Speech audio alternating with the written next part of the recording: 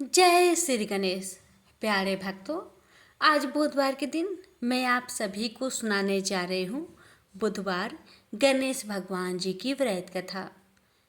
बुधवार का व्रत करने और गणेश भगवान की इन पावन कथा को सुनने से भगवान अपने भक्तों की सभी मनोकामना को पूर्ण करते हैं। तो आइए रसपान करें बुधवार गणेश जी की व्रत कथा। एक बुढ़िया माई थी।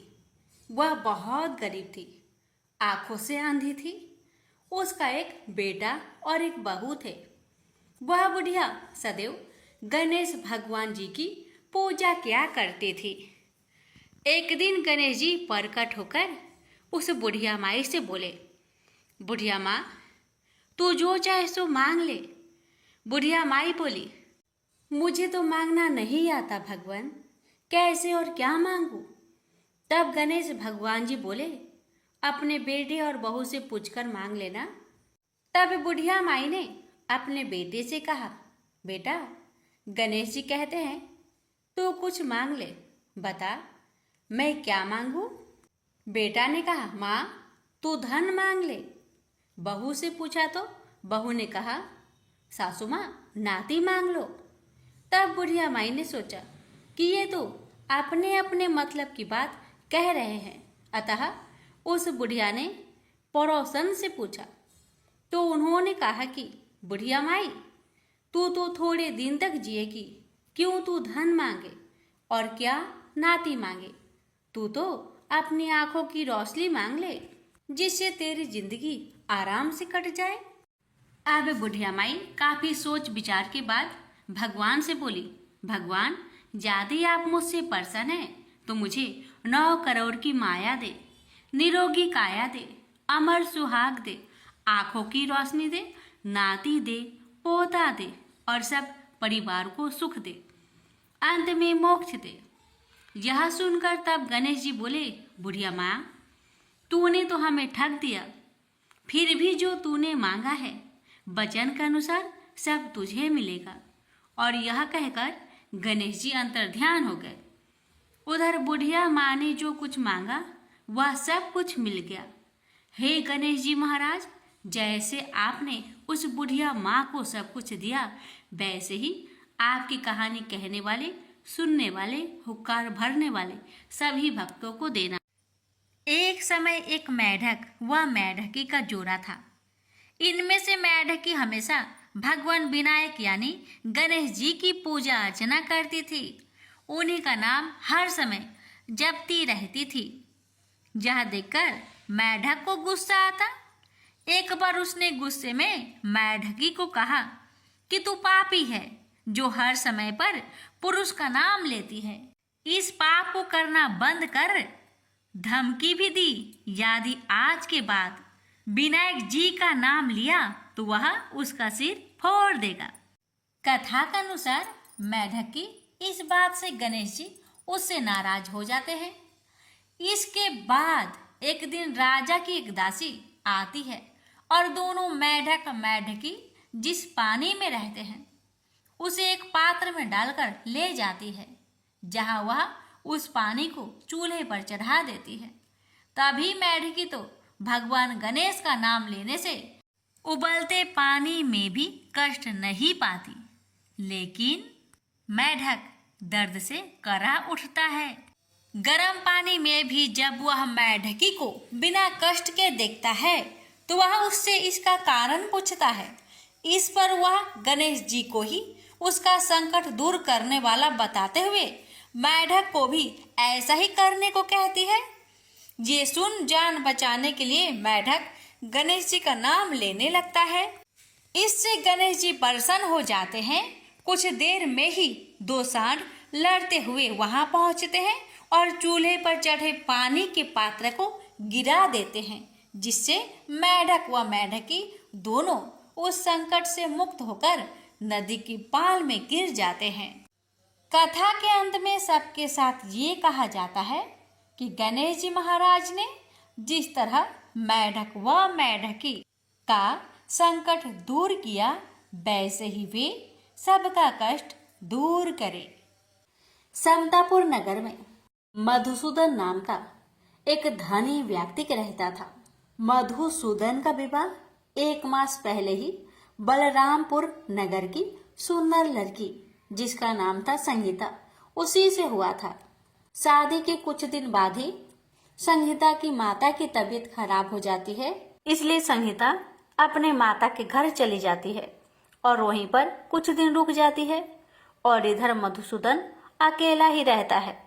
जब संगीता की माता का तबीयत ठीक हो जाता है तो मधुसूदन बुधवार के दिन ही अपने पत्नी को लेने के लिए बलरामपुर के लिए रवाना हो जाता है। बलरामपुर पहुंचकर अपने ससुरारी में जाता है और अपने सास ससुर से संगीता को विदा करने के लिए आज्ञा मांगता है। लेकिन संगीता के माता पिता बोले, दामाद जी, आज तो बुधवार का दिन है। बुधवार के दिन बेटी की विदाई और कोई भी शुभ कार्य के लिए यात्रा नहीं करना चाहिए। लेकिन मधुसूदन अपने सास ससुर की एक भी बात नहीं माना और जीत पर अड़ गया कि मैं आज ही संगीता को लेकर जाऊंगा और कुछ भी नहीं होगा, आप खुशी खुशी विदा कर दीजिए। अब अपने दामाद के जीत के आगे संगीता के माता पिता हार मान लेते हैं और अपनी बेटिया को विदा कर देते हैं। अब मधुसूदन और संगीता दोनों जन बैलगाड़ी से यात्रा प्रारंभ करते हैं। 2 कोस की यात्रा के बाद ही उसकी गाड़ी का एक पहिया टूट गया। वहां से दोनों पैदल ही यात्रा करना शुरू कर देते हैं और पैदल चलते चलते बेचारी संगीता तो थक जाती है और उसे जोर से प्यास लग जाती है। तो अपने पति से कहती है, सुनिए जी, मुझे बहुत जोर से प्यास लगी है। तो मधुसूदन कहता है, ठीक है, तुम इस पेड़ की छांव में बैठो, मैं देखता हूँ आसपास में कहीं अगर पानी मिल जाए तो मैं लेकर आता हूँ, तुम यहाँ से कहीं जाना मत। इतना कहकर मधुसूदन पानी ढूंढने के लिए चल दिया। थोड़ी देर इधर उधर ढूंढने के बाद मधुसूदन को कहीं से जल मिल जाता है और वह जल लेकर वापस उसी जगह में आता है जहाँ उसकी पत्नी पेड़ के नीचे छांव में बैठी हुई थी। मगर ये क्या, वह बहुत हैरान हो जाता है क्योंकि उसकी पत्नी के पास उसी की शक्ल का एक आदमी बैठा हुआ था और संगीता उस आदमी की दी हुई पानी को पी रही थी। ये देखकर मधुसूदन चौंक गया। जब संगीता का नजर दूसरे मधुसूदन पर पड़ा तो बेचारी वो भी हैरान रह गई और दोनों में से असली मधुसूदन कौन है बेचारी अंतर न कर पाई। अब मधुसूदन को बहुत क्रोध आया और क्रोध में उसने उस व्यक्ति से पूछा, तुम कौन हो और मेरी पत्नी के पास क्यों बैठे हो? मधुसूदन की बात सुनकर उस व्यक्ति ने कहा, अरे भाई, यह मेरी पत्नी संगीता है। मैं अपनी पत्नी को ससुराल से विदा कराकर लाया हूँ, लेकिन तुम कौन हो जो मुझसे ऐसे प्रश्न कर रहे हो? उस व्यक्ति की बातें सुनकर मधुसूदन भड़क उठा और कहने लगा कि तुम जरूर कोई चोर या ठग हो। यह मेरी पत्नी संगीता है। मैं इसे पेड़ के नीचे बैठाकर जल की खोज में गया था। इस पर उस व्यक्ति ने कहा, अरे भाई, झूठ तो तुम बोल रहे हो। संगीता को प्यास लगने पर जल लेने मैं गया था। मैंने तो जल लाकर अपनी पत्नी को पिला भी दिया। अब तुम चुपचाप यहाँ से चलते बनो, नहीं तो किसी सिपाही को बुलाकर तुम्हें पकड़वा दूंगा। दोनों एक दूसरे से लड़ने लगे। उन्हें लड़ते देख बहुत से लोग वहां इकट्ठे हो गए। नगर के कुछ सिपाही भी वहां आ गए। सिपाही उन दोनों को पकड़कर राजा के पास ले गए और सारी कहानी राजा को सुना दी।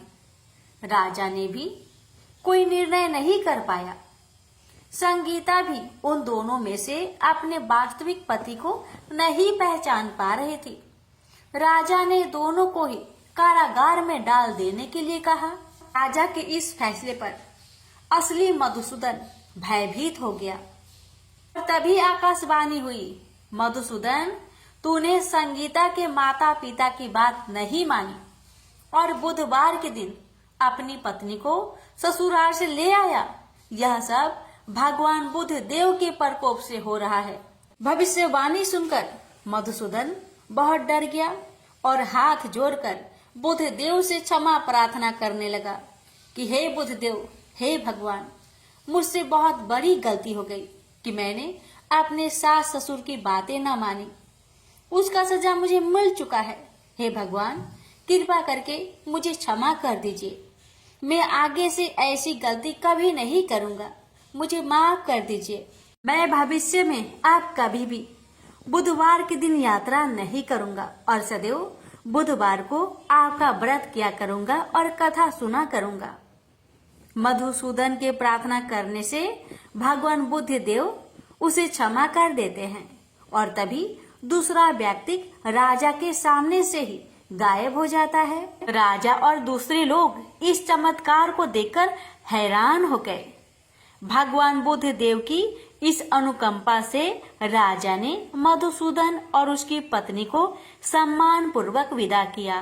कुछ दूर चलने पर रास्ते में उन्हें वही बैलगाड़ी मिल गई। बैलगाड़ी का टूटा हुआ पहिया भी अपने आप जुड़ा हुआ था। दोनों उसमें बैठकर समतापुर की ओर चल दिए। मधुसूदन और उसकी पत्नी संगीता दोनों बुधवार को व्रत करते हुए आनंद पूर्वक जीवन यापन करने लगे। इस तरह भगवान बुद्ध देव की कृपा से उनके यहाँ खुशियां बरसने लगी। इस तरह जो भी स्त्री या पुरुष विधिवत बुधवार का व्रत करके व्रत कथा को श्रद्धा पूर्वक सुनते हैं, भगवान बुद्ध देव उनके सभी कष्टों को दूर करते हैं। प्रेम से बोलिए बुद्ध देव भगवान की जय। एक समय की बात है, एक भाई बहन रहते थे। बहन का नियम था कि वह अपने भाई का चेहरा देखे ही खाना खाती थी। हर रोज वह सुबह उठती थी और जल्दी जल्दी सारा काम करके अपने भाई का मुंह देखने के लिए उसके घर जाती थी। एक दिन रास्ते में एक पीपल के नीचे गणेश जी की मूर्ति रखी थी। उसने भगवान के सामने हाथ जोड़कर कहा कि मेरे जैसा अमर सुहाग और मेरे जैसा अमर पिहर सबको दीजिए। यह कहकर वह आगे बढ़ जाती है। जंगल के झाड़ियों के कांटे उसके पैरों में चुभा करते जाते थे। एक दिन भाई के घर बहन पहुंची और भाई का मुख देखकर बैठ गई तो भाभी ने पूछा, पैरों में क्या हो गया है? यह सुनकर उसने भाभी को जवाब दिया कि रास्ते में जंगल के झाड़ियों के गिरे हुए कांटे पाँव में चुभ गए हैं। जब वह वापस अपने घर आ जाए तब भाभी ने अपने पति से कहा कि रास्ते को साफ करवा दो, आपकी बहन के पाँव में बहुत सारे कांटे चुभ गए हैं। भाई ने तब कुल्हाड़ी लेकर सारी झाड़ियों को काटकर रास्ता साफ कर दिया, जिससे गणेश जी का स्थान भी वहां से हट गया। यह देखकर भगवान गुस्सा हो गए और उसके भाई के प्राण हर लिए।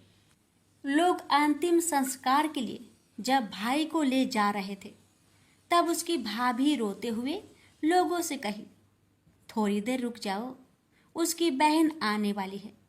वह अपने भाई का मुख देखे बिना नहीं रह सकती, उसका यह नियम है। तब लोगों ने कहा, आज तो देख लेगी पर कल कैसे देखेगी? रोज दिन की तरह बहन अपने भाई का मुंह देखने के लिए जंगल में निकली। तब जंगल में उसने देखा कि सारा रास्ता साफ किया हुआ है। जब वह आगे बढ़ी तो उसने देखा कि सिद्धि विनायक को भी वहां से हटा दिया गया है। तब उसने जाने से पहले गणेश जी को एक अच्छे स्थान पर रखकर उन्हें स्थान दिया और हाथ जोड़कर बोली, भगवान मेरे जैसा अमर सुहाग और मेरे जैसा अमर पिहर सबको देना। और फिर बोलकर आगे निकल गई।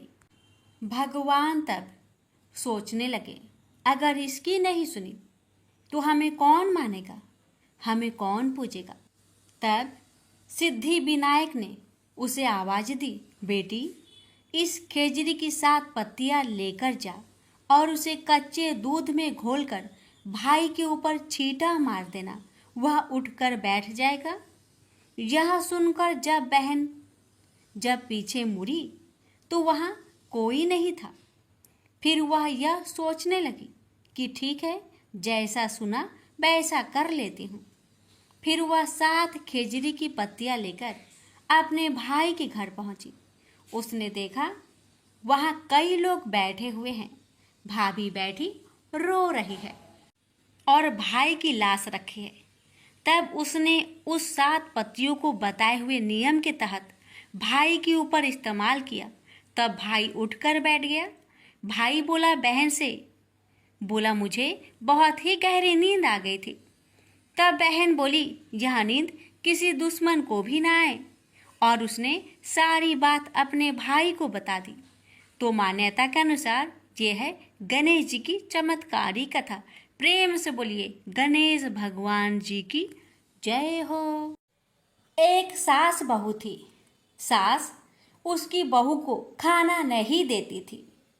बहू रोज नदी पर जाती तो जाते समय घर से आटा ले जाती। नदी के पानी से आटा गूंथती। गणेश जी भगवान के मंदिर के दीपक से घी लेती। भोग में से गुड़ लेती। पास के शमशान में बाटी सेकती। बाटी में घी गुड़ मिलाकर चूरमा बनाती और गणेश जी भगवान के भोग लगाकर खुद जीम लेती। ऐसा करते बहुत दिन हो गए। यह देखकर गणेश जी भगवान को बहुत आश्चर्य हुआ और उन्होंने अपने नाक पर उंगली रख ली। बहू तो घर आ गई, परंतु जब दूसरे दिन मंदिर के पट खुले तो लोगों ने देखा गणेश जी भगवान की नाक पर उंगली है। तो मंदिर में भीड़ एकत्रित हो गई। गांव के लोगों ने हवन पूजा की, पर गणेश जी भगवान ने उंगली नहीं उतारी। तब सारे गांव में कहलवा दिया कि जो कोई गणेश जी भगवान के नाक से उंगली हटावेगा उसे राजा जी सम्मानित करेंगे। बहू ने सास से कहा सासू जी मैं कोशिश करूंगी। तब सास बोली इतने बड़े बड़े पंडित विद्वान कोशिश कर लिए, तू क्या करेगी। सब लोग मंदिर के बाहर एकत्रित हो गए। बहू घूंघट निकालकर अंदर गई, पर्दा लगाया।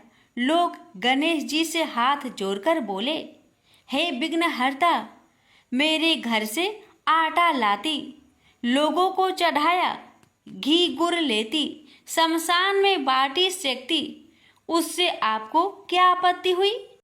आपको मुंह से उंगली हटानी पड़ेगी। गणेश जी ने सोचा इसकी बात तो माननी पड़ेगी। इसने पहले मेरे भोग लगाया, यह तो मेरी भक्त है। गणेश जी भगवान ने उंगली हटा ली और बहू को आशीर्वाद दिया कि इस गांव में सभी प्रेम से रहेंगे। बहू मंदिर से बाहर आई। सब गांव वालों ने कहा बहू तूने उंगली कैसे हटवाई, तू तो जादूगरनी है। तब बहू ने सारी बात गांव वालों को बताई कि मेरी सास मुझे खाना नहीं देती थी। तब मैं घर से आटा लाकर नदी के पास पानी से आटा लगाकर बाटी बनाकर शमशान में सेककर गणेश जी के दीपक से घी प्रसाद में से गुड़ चुराकर गणेश जी की भोग लगाकर खुद खा लेती। इसलिए गणेश जी को आश्चर्य हुआ और उन्होंने नाक पर उंगली रख ली और मेरी प्रार्थना पर उंगली हटा ली और मुझे वरदान दिया कि अब से इस गांव में सब प्रेम से रहेंगे। हे गणेश जी भगवान, जैसे बहू का मान बढ़ाया वैसे जो भक्त आपकी इस कथा को बड़े ही श्रद्धा भाव से श्रवण करे उन सबका मान बढ़ाना, रक्षा करना, घर में अन्न धन का भंडार भरना। प्रेम से बोलिए गणेश जी महाराज की जय। एक बार गणेश जी एक छोटे से बालक के रूप में एक चम्मच में चावल और दूसरे चम्मच में दूध लेकर निकले। वो हर किसी से कह रहे थे कि कोई मेरे लिए खीर बना दो, कोई मेरे लिए खीर बना दो। एक बुढ़िया माई बैठी हुई थी। उसने कहा ला बेटा, मैं तुम्हारे लिए खीर बना देती हूँ। इतना कहकर बुढ़िया माई अपने कमरे में जाकर छोटे छोटे 2 कटोरी लेकर आती है। तब भेष रूपी गणेश जी कहने लगे दादी माँ, छोटी सी बर्तन से क्या होगा, आपके घर में जो सबसे बड़ा बर्तन हो उसी को लेकर आओ। बुढ़िया माई मुस्कुराकर बच्चे के मन रखने के लिए, उसके खुशी के लिए अपने घर की सबसे बड़ा बर्तन लेकर बाहर आई और बालक गणेश के सामने रख दिया। अब तो बुढ़िया माई की आंखें फटी की फटी रह गई। वह जो थोड़े से चावल थे, 1 चम्मच चावल उस बर्तन में डालते ही बर्तन चावल से भर गया और दूसरे बर्तन में 1 चम्मच का दूध डालने से ही बर्तन दूध से भर गया। ये सब देख बुढ़िया आश्चर्य में पड़ गई। अब इतना होने के बाद भेष रूपी गणेश जी कहते हैं, दादी माँ, मैं नहाकर आता हूँ, आप खीर को बनाकर तैयार कर लो। जब बुढ़िया माई बड़े ही प्यार से खीर को बनाया, बूढ़ी माई के पोते पोती खीर खाने के लिए रोने लगे। बुढ़िया ने कहा, गणेश जी, आपके भोग लगे। इतना कहकर चूल्हे में थोड़ी सी खीर डाली और अपने दोनों बच्चों को कटोरी भर भर कर खीर दे दिया। बूढ़ी माई की पड़ोसन ऊपर से देख रही थी, तो बुढ़िया माई ने सोचा ये पड़ोसन जरूर चुगली कर देगी, तो बुढ़िया माई ने उसे भी 1 कटोरा खीर भरकर उसे भी पकड़ा दिया। अब होता है ये कि बेटे की बहू चुपके से आई और 1 कटोरा खीर लेकर बड़े प्रेम से खाई और कटोरा को चक्की के नीचे छुपा दिया। अभी भी गणेश जी नहीं आए थे। बुढ़िया माई को भी भूख लग रही थी।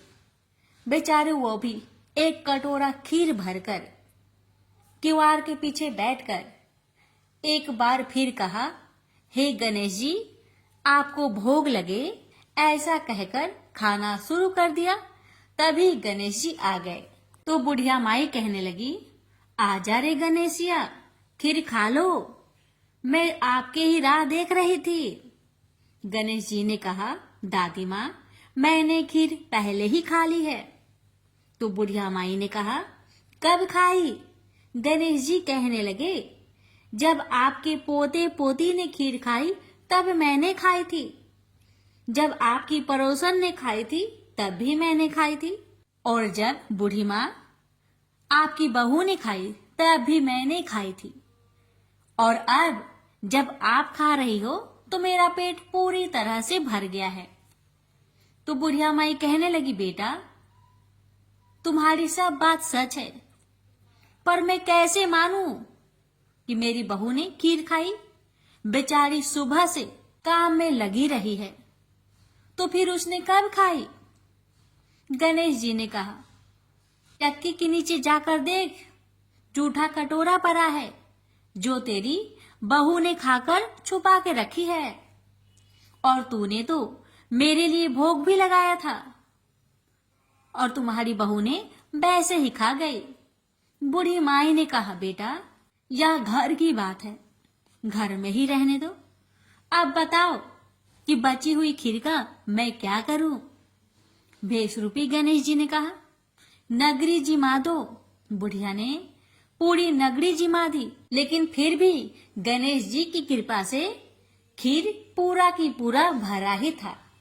राजा को पता लगा कि बुढ़िया के पास जादुई बर्तन है, तो राजा ने बुढ़िया माई को महल में बुलवाया और कहा, क्यों रे बुढ़िया, यह खीर वाली बर्तन तुम्हारे घर में शोभा नहीं देता है, ये तो हमारे महल में शोभा देगा।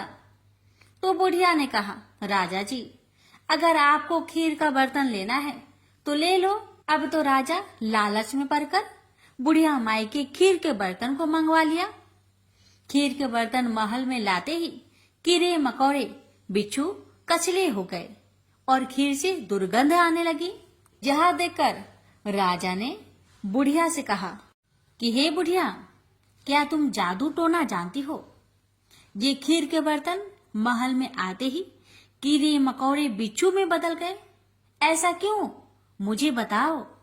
पहले तुम अपने खीर के बर्तन वापस ले लो, फिर मुझे सारी कहानी बताओ। राजा ने जैसे ही वह खीर वाली बर्तन बुढ़िया माई को दिया, वैसे ही बूढ़ी माई के हाथों से लगते ही वह खीर फिर से सुगंधित खीरों में बदल गया।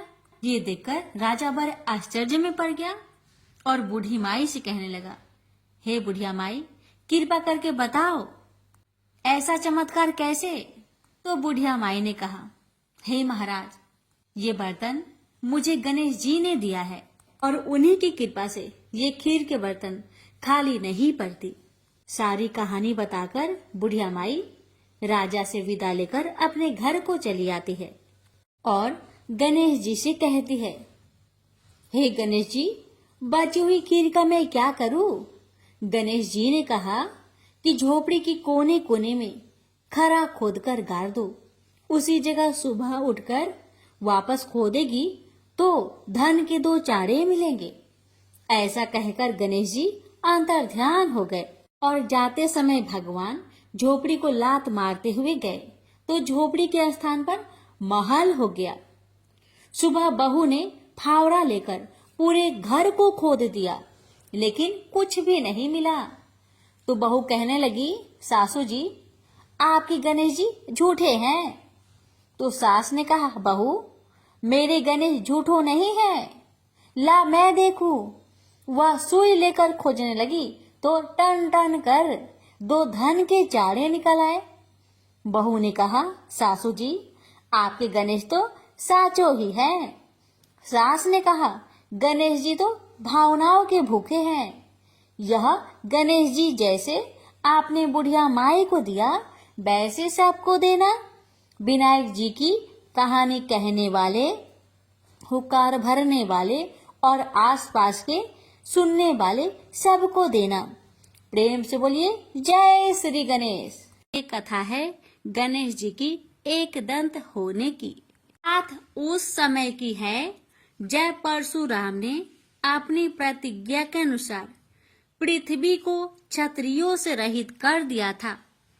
तब वे अपने गुरु भूतनाथ के चरणों में प्रणाम करने और गुरु पत्नी अम्बा तथा उनके नारायण तुल्य दोनों गुरु पुत्र कार्तिकेय और गणनायक को देखने की लालसा से कैलाश पहुँचे। वहाँ उन्होंने अत्यंत अद्भुत कैलाशपुरी का दर्शन किया। अपने गुरु की उस दिव्य पुरी के दर्शन कर उनका नंदन आनंद विभोर हो गए। फिर उन्होंने शिव का 15 योजन ऊंचा और 4 योजन विस्तृत अत्यंत सुंदर आश्रम देखा। परशुराम वहां सबसे मिले और उन्होंने सबसे बात की। इसके बाद वे नंदीकेश्वर से आज्ञा प्राप्त कर प्रसन्नता पूर्वक आश्रम के भीतर प्रविष्ट हुए। कुछ ही आगे जाने पर महातपस्वी परशुराम ने बहुमूल्य रत्नों से निर्मित सैकड़ों मंदिर देखे। उन्होंने वहां का भीतरी द्वार देखा जो नाना प्रकार की चित्रकारी से चित्रित तथा हीरे मोतियों की गुथी हुई मालाओं से अत्यंत शोभ्यमान था। परशुराम ने द्वार के बाएं भाग में अपने गुरु पुत्र कार्तिकेय को देखा और दाहिने और पार्वती नंदन गणेश तथा शिव पार्वती का अवलोकन किया। वे वहां रत्न भरण भूषित बहुमूल्य रत्नों से बने सिंहासनों पर आसीन थे। परशुराम सबसे मिलते और प्रेम पूर्वक बात करते हुए प्रसन्नचित चित्त से आगे बढ़े ही थे कि गणेश ने उन्हें देखकर कहा, शूलपाणी इस समय शयन कर रहे हैं। मैं उन परम प्रभु की आज्ञा प्राप्त कर तत्काल तुम्हें साथ ले चलूंगा। बस इतनी देर रुक जाओ। परशुराम ने गणेश के सम्मुख खड़े खड़े उत्तर दिया, बंधुवर, मैं अपने गुरु शिव व माता पार्वती के दर्शन करना चाहता हूँ। मैं उनके चरणों में प्रणाम कर अभी लौट जाऊंगा। गणेश ने उन्हें अनेक प्रकार से समझाते हुए कहा, इस समय भूतेश्वर शिव एवं माता पार्वती अंतःपुर में है, अतएव अभी आपको वहां नहीं जाना चाहिए। परम गुरुदेव शिव एवं माता पार्वती के चरण कमलों के दर्शन करने का मेरा सहज अधिकार है। परशुराम अपने आग्रह पर दृढ़ थे, किंतु गणेश उन्हें अत्यंत विनय पूर्वक समझाते रहे। मैं तो परम पिता शिव एवं माता पार्वती के दर्शनार्थ जाऊंगा ही।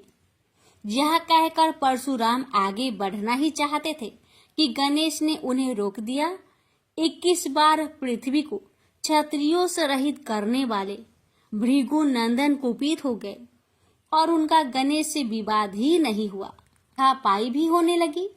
कुमार कार्तिकेय ने उन्हें समझाने का प्रयास किया, किंतु क्रोध परशुराम ने उन्हें धक्का दे दिया, जिससे वह गिर गए। शिव पुत्र गणेश ने उठकर परशुराम की ओर डंडा के लिए उनकी भर्त्सना की, तो क्रोध परशुराम ने अपना तीक्ष्ण परशु उठा लिया।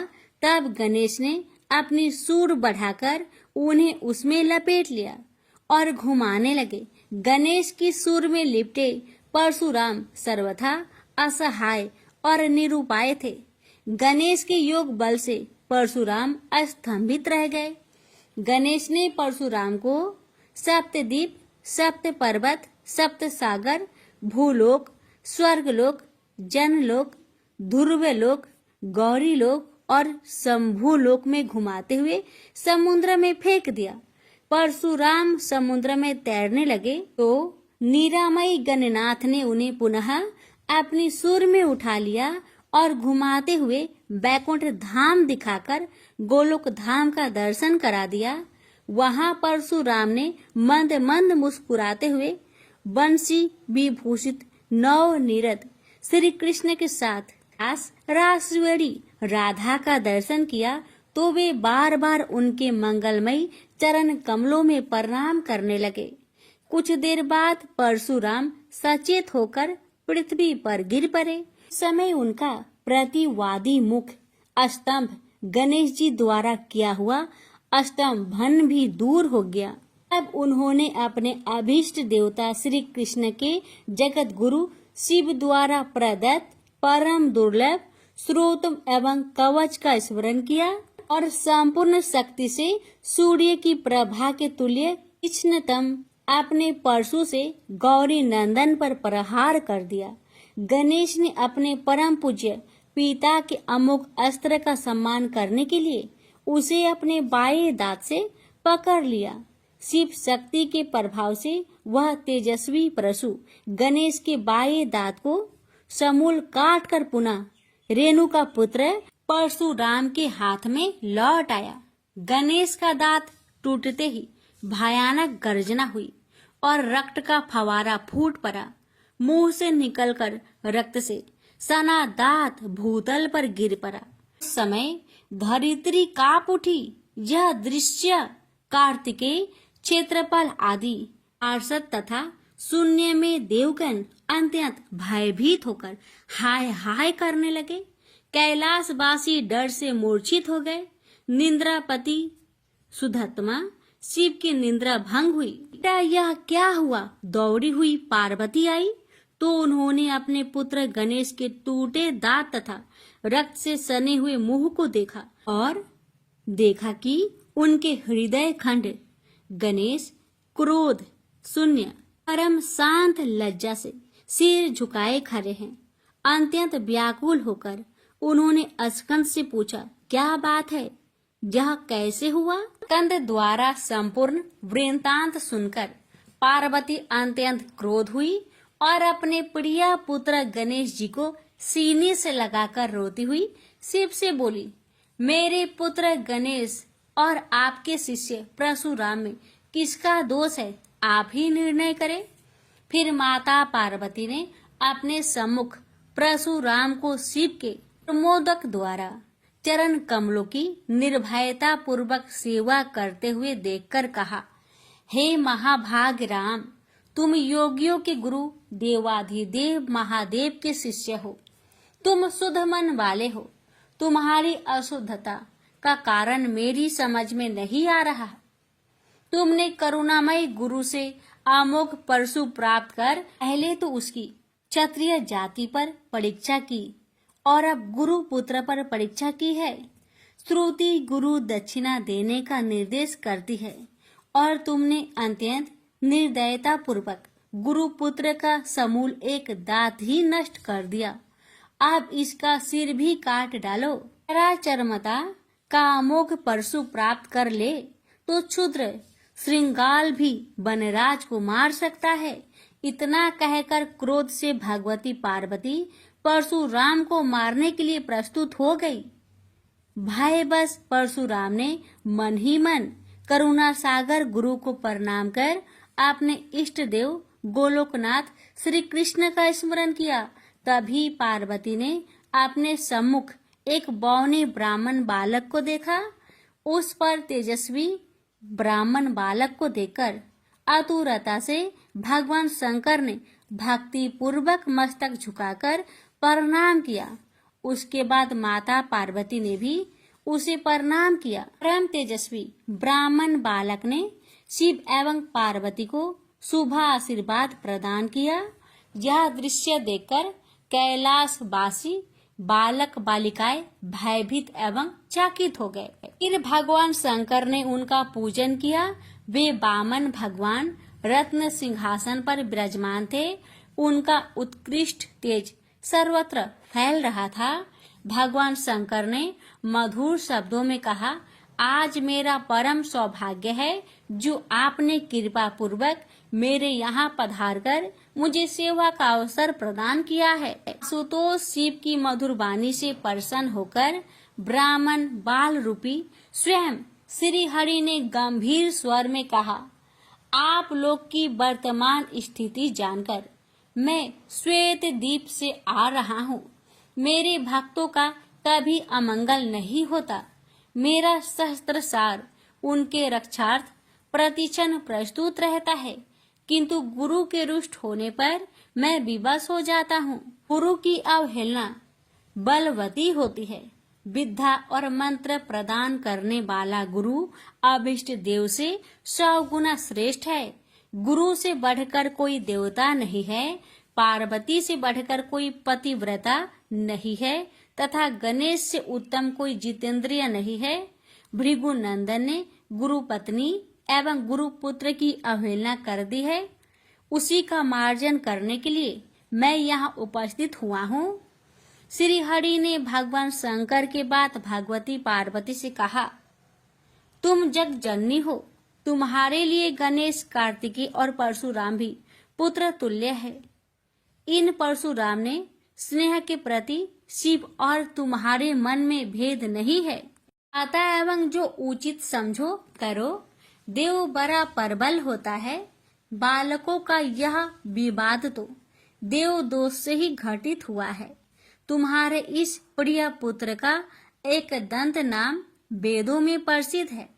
फिर श्री हरि ने परशुराम से कहा, राम, तुमने क्रोधवश शिवा पुत्र गणेश का दांत तोड़कर अनुचित किया है। इस कारण तुम निश्चय ही अपराधी हो। ये सर्वशक्ति स्वरूपा पार्वती प्रकृति से परे और निर्गुण है। श्री कृष्ण भी इन्हीं की शक्ति से शक्तिशाली हुए हैं। ये समस्त देवताओं की जननी है। तुम इनकी स्तुति कर इन्हें संतुष्ट करो। इतना कहकर श्री हरि वैकुंठ के लिए प्रस्थान कर गए। परशुराम ने भी स्नान कर शुद्ध वस्त्र धारण कर लिए। वह हाथ जोड़कर गुरुदेव के चरणों में प्रणाम कर सिर झुकाए जगजननी गौरी का स्तवन करने लगे। भक्तवर परशुराम के संपूर्ण अंग पुलकित थे और उनके नेत्र से अश्रु प्रवाहित हो रहे थे। इस प्रकार करुण प्रार्थना करते हुए अंत में परशुराम ने कहा, जगजननी, रक्षा करो, मेरे अपराध को क्षमा कर दो। भला कहीं बच्चे के अपराध करने से माता कुपित होती है। यह कहकर परशुराम ने माता पार्वती के चरणों में प्रणाम कर अत्यंत दुखी होकर रोने लगे। परशुराम की करुण प्रार्थना से करुणामयी पार्वती का हृदय द्रवित हो गया। उन्होंने प्रीति पूर्वक परशुराम को अभय दान देते हुए कहा, बेटा, अब शांत हो जाओ। आशुतोष के अनुग्रह से तुम्हारी सर्वत्र विजय हो। सर्वतरात्मा श्री हरि तुम पर सदा प्रसन्न रहे। गुरुदेव शिव में तुम्हारी भक्ति सुदृढ़ रहे। तुम अमर हो जाओ। इसी प्रकार दयामयी पार्वती ने परशुराम को आशीर्वाद दिया और वे अपने अंतपुर में चली गई। उस समय वहां श्री भगवान के मंगल नाम का उच्च घोष होने लगा। फिर परशुराम ने एक दंत गणेश का स्तवन किया और गंधे, पुष्प, धूप, दीप एवं तुलसी रहित नैवेद्य आदि से लंबोदर की विधि पूर्वक पूजा की। परशुराम ने भक्ति भाव से भाई गणेश को संतुष्ट कर माता पार्वती एवं कृपा सिंधु त्रिलोचन के चरणों में प्रणाम किया। फिर उन्होंने गुरु की आज्ञा प्राप्त कर प्रसन्नता पूर्वक वहां से प्रस्थान किए। प्रेम से बोलिए गौरी पुत्र गणेश भगवान की जय। हर हर महादेव। माता पार्वती की जय। बहुत समय पहले की बात है। किसी गांव के बाहर एक बरगद का पेड़ था, जिसके पास ही गणेश जी का एक छोटा सा मंदिर था। गांव में और मंदिर नहीं थे, इसलिए सब लोग इसी मंदिर में आकर पूजा किया करते थे।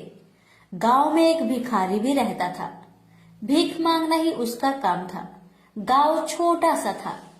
भिखारी को काफी भीख नहीं मिलती थी, इसलिए यह और कोई उपाय न देखकर मंदिर के दरवाजे पर बैठने लगा। सोचने लगा कि लोग यहाँ धर्म करने आते हैं और नहीं तो सही पेट भरने लायक भीख तो मिल जाया करेगी। भिखारी दिन भर मंदिर के दरवाजे पर बैठा रहता और जब वहाँ किसी को आते देखता तो शिव शिव रटने लगता। इस तरह बेचारा दिन भर गणेश जी और शिव जी का नाम जपता रहता था, मगर शाम तक उसे भीख मिलती थी। फिर 2-4 मुट्ठी अन्न और कुछ फल मूल और कभी कभी 4-6 पैसे मिलते थे। हालांकि इतनी थोड़ी आमदनी से किसी की गुजर कैसे हो सकती है। फिर भिखारी को अपना ही नहीं बल्कि अपनी बेटी की भी चिंता करनी पड़ती थी। उसकी बेटी का नाम था कमला और वह बड़ी चतुर और बड़ी समझदार थी, मगर चतुराई और समझदारी से तो पेट की आग नहीं बुझती। उसे तो भोजन चाहिए, इसलिए कमला कभी कभी अपने बाप को भोजन पाने के लिए तंग करने लगती थी। उस वक्त भिखारी के दिल पर बड़ी चोट लगती। उसकी आंखें भर आती थी। वह चिंता के समुद्र में डूब उतरने लगता था। गर्मी के दिन थे। दोपहर का समय था। ऊपर आसमान और नीचे धरती धक धक जल रही थी। चारों तरफ सन्नाटा छा रहा था। ऐसे ही समय में महादेव पार्वती लोगों का सुख दुख देखने इस संसार में आए। चलते चलते वे उसी गांव में पहुंचे और गणेश जी के मंदिर के सामने से निकले। भिखारी उन्हें आते देख ओम नमः शिवाय की रटना रटने लगा। भिखारी की यह हालत देख पार्वती जी को बड़ी दया आई। उन्होंने महादेव जी से कहा, भगवान इस भिखारी की तरफ भी तो देखिए, बेचारा कितना दुखी है। देखिए तो कितने प्रेम से आपका नाम जप रहा है और आप भगवान कितने कठोर है। आपको क्या इस भिखारी पर दया नहीं आई? मैंने सुना था कि लोग बड़े पापी हो गए हैं, वो देवताओं का पूजा नहीं करते, मगर नहीं, आज मुझे मालूम हुआ कि इसमें उनका कोई अपराध नहीं, सब तो देवताओं का अपराध ही है। आप इसी भिखारी को ले लीजिए। बेचारा को आपका नाम लेते लेते बरसों बीत गए, इतने पर भी अभागा पेट भर भोजन तक नहीं पाता। जब देवता ही ऐसे कठोर हो जाएंगे तब कोई काहे उनकी पूजा करेगा। अब महादेव जी को पार्वती जी की बात लग गई। भगवान बोले, देवी आप असल बात क्या है नहीं जानती और आप जान भी नहीं सकती, क्योंकि आपका हृदय ही इतना कोमल है कि मैं कहता हूँ देवी आप जिद ना करें, जो हो रहा है उसे होने दीजिए। देवी ने एक ना सुना तो भगवान ने कहा, ठीक है तो मैं आज इस भिखारी के लिए कुछ बंदोबस्त करा देता हूँ, जिससे इस भिखारी का दुख दूर हो जाएगा। इतना कहकर महादेव जी पार्वती जी के साथ मंदिर में पहुँचे। माता पिता को आते देख गणेश जी उठकर खड़े हो गए। उन्होंने बड़े प्रेम से माता पिता को प्रणाम किया। महादेव जी ने गणेश जी को आशीर्वाद दिया और कहा, देखो बेटा, यह भिखारी बरसों से तुम्हारे द्वार पर बैठा है, मेरा नाम जपा करता है, मगर तुमने अब तक इस पर दया क्यों नहीं किया? अब ऐसा कुछ उपाय करो जिससे इस बेचारे का दुख दूर हो जाए। गणेश जी ने हाथ जोड़कर उत्तर दिया, अच्छी बात है पिताजी, 7 दिन के भीतर उसका दुख दूर हो जाएगा। उसे कहीं न कहीं से 2 लाख रुपए मिल जाएंगे। गणेश जी का उत्तर सुनकर महादेव पार्वती आगे को चल गए। इसी समय एक बनिया मंदिर में पूजा करने आया था। वह आड़ में छिपा छिपा महादेव जी और गणेश जी की बातें सुन रहा था। उसने सोचा, ये तो बहुत अच्छा मौका है, यदि थोड़ी चतुराई से काम लूं तो सहज ही 2 लाख का मालिक मैं हो सकता हूँ। बस वह बड़ी खुशी से भिखारी के सामने पहुंचा और उसे प्रणाम कर एक तरफ बैठ गया। भिखारी को आज तक किसी ने प्रणाम नहीं किया था, न कोई उसके पास आकर बैठा ही था। बनिए के इस काम से भिखारी ने समझा कि यह बेशक कोई भला मानुष है। वह मन ही मन प्रसन्न हुआ और बनिए से बोला, बाबा आप बहुत दयालु जान पड़ते हैं, कहिए मेरे पास आने की कृपा क्यों कर हुई? आप नहीं जानते मैं एक गरीब भिखारी हूँ। बनिए को तो अपना मतलब गांठना था। मीठेपन से बोला, आप भिखारी है? कौन कहता है कि आप भिखारी है? मुझे अच्छी तरह मालूम है कि आप एक पहुंचे हुए महात्मा हैं और आपके दर्शन से लोगों के पाप दूर हो जाते हैं। मैं भी आपके दर्शन करने चला आया हूँ। मुझे आपसे कुछ पूछना है, यदि आज्ञा दो तो पूछो। भिखारी खुशी से बोला, पूछिए। बनिया बोला, भला दिन भर आपको कितनी भीख मिल जाती है? भिखारी बोला, भाई मिलने की क्यों पूछते हो, यहाँ तो पेट की भी लाले पड़े रहते हैं। रोजाना 2-4 मुट्ठी अन्न मिल जाता है, कभी 2-4 पैसे भी मिल जाते हैं, किसी तरह दिन काट लेता हूँ। बनिया कहने लगा, राम राम, आप जैसे महात्मा और यह कष्ट, इस गांव के आदमी भी क्या आदमी हैं? आपकी थोड़ी सी सहायता नहीं कर सकते? आप कैसे यह कष्ट सह लेते हैं? मुझे तो आप पर बड़ी दया आती है। मेरे जी में आता है कि मैं आपकी कुछ सेवा करूं, पर कहने में डर मालूम होता है। भिखारी बोला, आप मेरी सहायता कर सकते हैं? अब बनिया हंसते हुए बोला, मेरी इतनी हैसियत कहाँ है जो आपकी कुछ सेवा कर सकूं, मगर एक बात है, आज से 7 दिन तक आपको जो कुछ भी मिले वह मुझे दे दीजिए, बदले में आपको मैं 100 रुपया दे दूंगा। 100 रुपये के नाम सुनते ही भिखारी मारे खुशी के उछल पड़ा। उसने सोचा, अगर 100 रुपये मिल जाए तो क्या कहना, यहाँ तो 7 दिन में 7 आने के सामान भी न मिले, तब तो 100 रुपये छोड़ देना सरासर बेवकूफी होगी, पूरा गधापन है।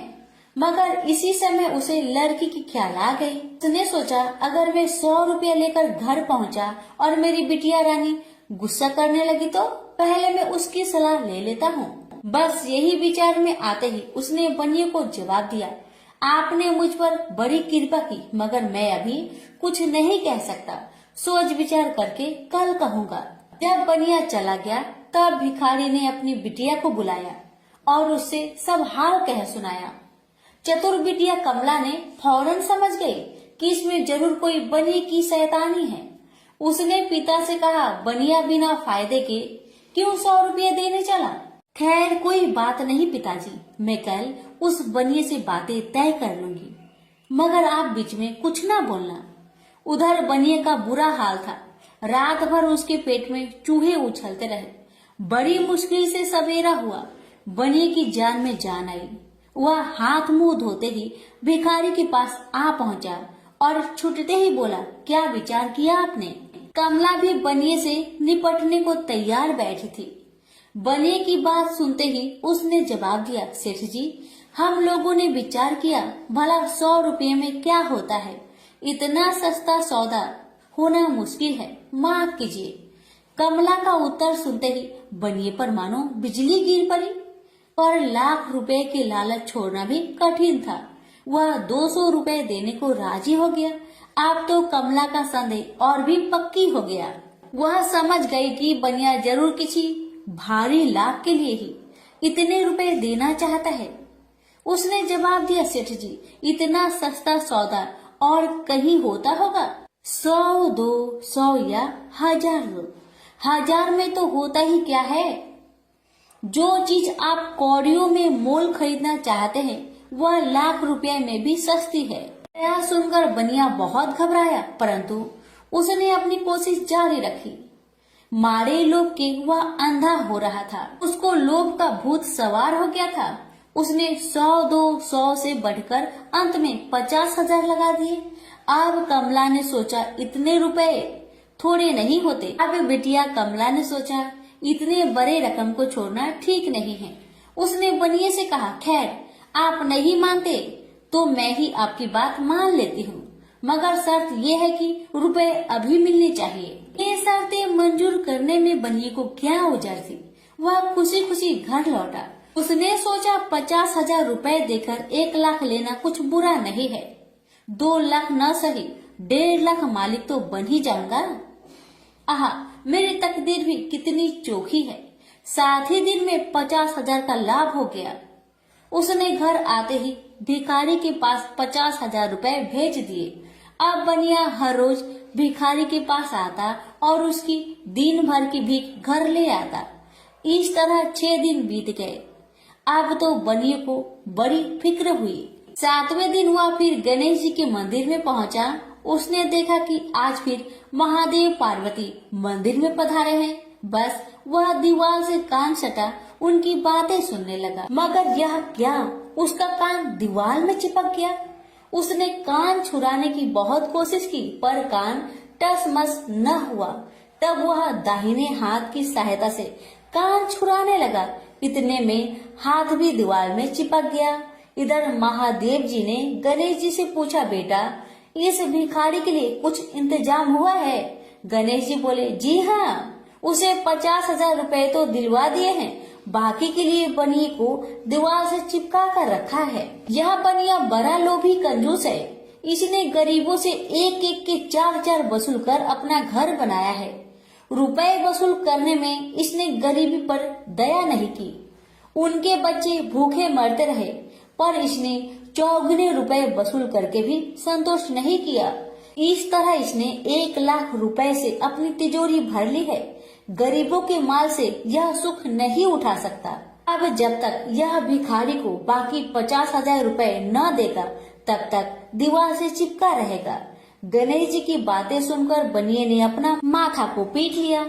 इसकी आंखें में आंसू बरसने लगे। जब उसने घर से 50,000 रुपए मंगवाया और भिखारी को दे दिए, तब कहीं दीवार से उसका पीछा छूटा। बोलिए गणेश भगवान की जय, उमापति शंकर भगवान की जय।